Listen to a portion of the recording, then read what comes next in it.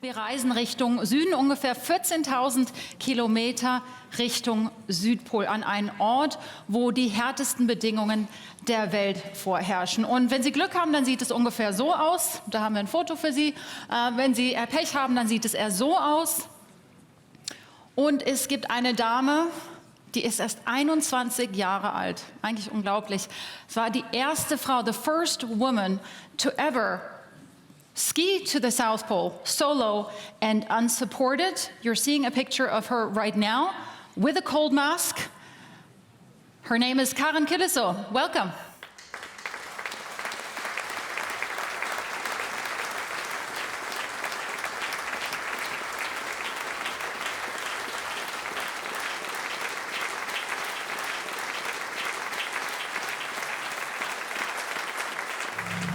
Great to have you here. Nice to be here. Now this is pretty incredible. First of all, here in Switzerland, we think we know what cold feels like. How cold was this? It was pretty cold. In degrees? It was about 40 degrees below. Oh wow, okay, that's why you need the cold mask. Yes. Okay, so talk to us about this expedition that you undertook at the age of 21. That was in January this year. Talk to us about why you wanted to do this, what motivated you to do this, and how you prepared for it. I've grown up in Norway in a very outdoorsy and active family, so we spent a lot of time outdoors, and I really enjoyed it as a kid, and then I just kept on doing it. And I think the feeling of achievement that I get outside made me hunt for this feeling even more and go more and more extreme. So, yeah, that's my inspiration, my childhood. Mm-hmm. And your parents are explorers as well, so it was sort of in your DNA, I assume. No, they're not explorers, but we have spent a lot of time outside. My mother is a skier, and my father is more of a hunting, fishing type of guy.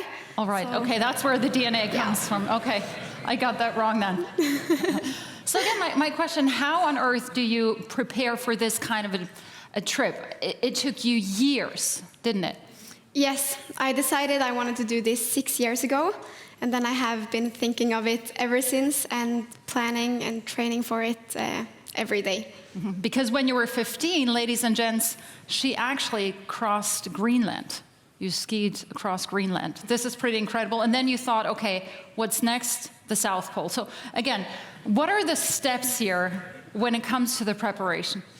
Well, I wanted to do a big expedition when I was about 14 years old, and it wasn't that many that wanted to bring me across Greenland, but after searching for quite some time, we found a team that was willing to and able to bring me, and I just loved being on a winter expedition, and since Greenland is the second largest glacier in the world, and Antarctica is the largest, that just felt like the natural next step. Well, not to most people here in the room, but definitely to you. So in terms of the physical preparation, I mean, yes, you are a woman and one needs certain body fat to get through that. And I read that you had to increase your weight, your body fat by 10 to 15%. That's one part. I assume also muscle training, but then of course, mental training, because it must be incredibly isolating. Yes, that was a big part of it. One thing that I did was being on smaller expeditions to simulate what I was going to do down there, to be as prepared as possible. But I also went through all different scenarios that I could think of in my head and found a solution to every one of them. And that, of course, made me ready for those exact scenarios, but also it trained my mindset of being more solution-oriented when I was out there. Because when you're in Antarctica in a snowstorm, and if something happens, you have to do something about it. Mm-hmm. Talk to me about one of the, well, you kind of have to. Talk to me about some of the toughest moments there. Again, I assume a snowstorm. It was incredibly cold. You're by yourself. What goes through your mind? Yes, the cold and the wind is, of course, very hard, but I am able to handle it because I stay focused and I know exactly what to do. But I think it's more difficult, the mental part of it, when things get tough. And when I was at day 20, 40% into my expedition, I had used 40% of my food, but I had only skied 10% of the distance. That was really hard to handle. So what did you do then? I don't know, I just had to try to keep myself motivated and go as far as I could every day to not get even more behind schedule. And then after a few days, it started, the conditions were better and I could go longer every day. So I just tried to think one day at a time and sometimes even 1 hour or one step at a time. Right. Was there ever a point, though, when you thought, I can't do this, I have to call someone, I give up, I need to be rescued? I think I was never there that I wanted to give up, but I was definitely thinking that I never could have made it. Wow. Obviously, all these companies here, the institutions that are in this room, they're doing all this kind of scenario planning. We just heard about it from an economist. What kind of message do you have for them in terms of the risk management, the execution, the analysis, and then dealing with all the risks? It's all about the details, to go into every little detail that you can think of before leaving. And I did planning for even like, what if I was falling into a crevasse in the ice? And yeah, I had to plan for every aspect, both the physical things with the ice and the route and all of those kind of things, but also the mental part. Again, it is absolutely astonishing on how you pulled that off. 54 days, 6 years of preparation, but again, the journey took 54 days, and then you arrived at one of the research stations, and I read in an interview that you did, you said, this is a little ugly. Talk to us about what you thought when you first got there. No, it was quite strange skiing for 54 days without anything to lean my eyes on. There was just a white horizon with a blue sky, or not always blue sky, but if I was lucky.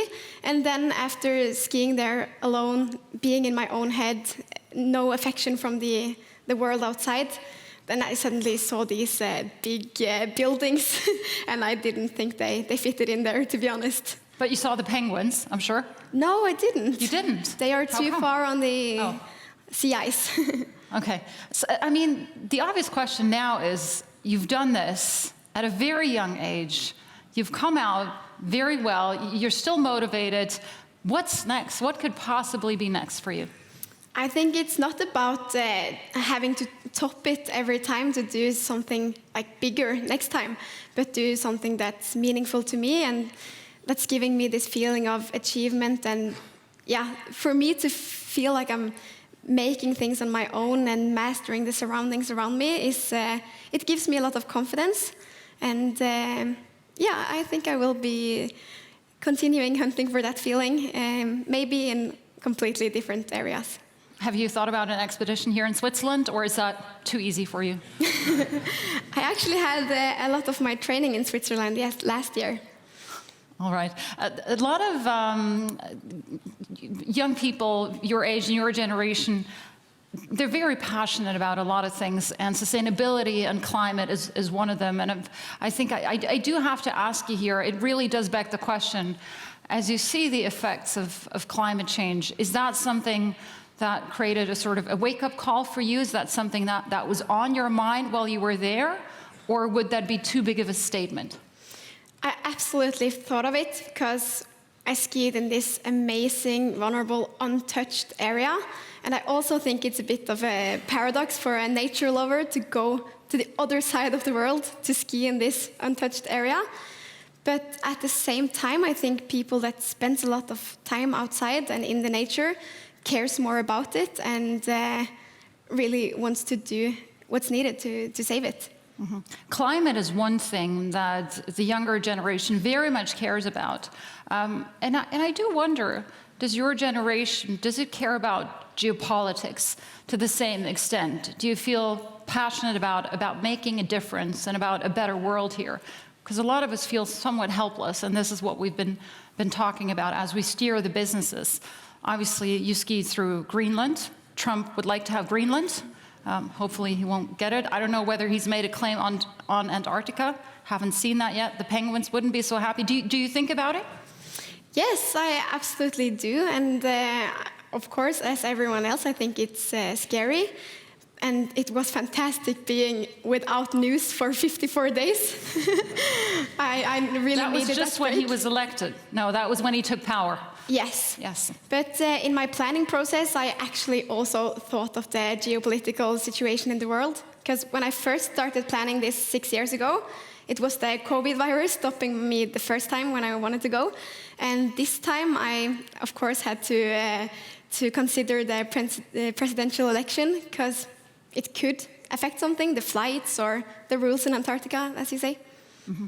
Karen, you don't necessarily strike me as a person sitting in an office typing away on your computer. I know you've been a feeding engineer before. What do you see your professional life like? How do you envision it? Oh, I really like to be outside, so I hope I can use my story to inspire more people to be outside, but also to follow their dreams and stay in a project. It took me so long, speaking of the theme here, Earn It, it took me really long planning and a lot of hours and meetings and strategy. So I think I will inspire more people with my story to do the same. I would assume it's safe to say that you've definitely earned it. To you, was earning it, was it making it there, or was it the whole process? Was it important for you to actually make it? I think it's the whole process. In Norway, or in the polar community in Norway, we have a saying that 80% of the expedition is done before the starting point. So that's the planning part. You should prepare for everything and you should know everything. So you just have to focus on your skis and your steps when you're there. So definitely the process was as giving as the expedition itself. Karen, there's a very practical question from the audience here.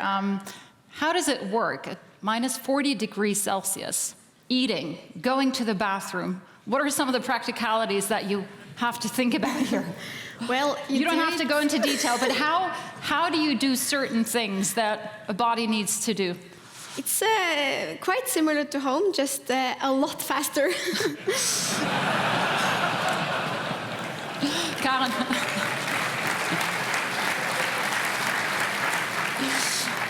We really appreciate your enthusiasm. I think it has really inspired a lot of people in this audience. Karen Kyllesø, thank you so much. Thank you. It's an honor to be here.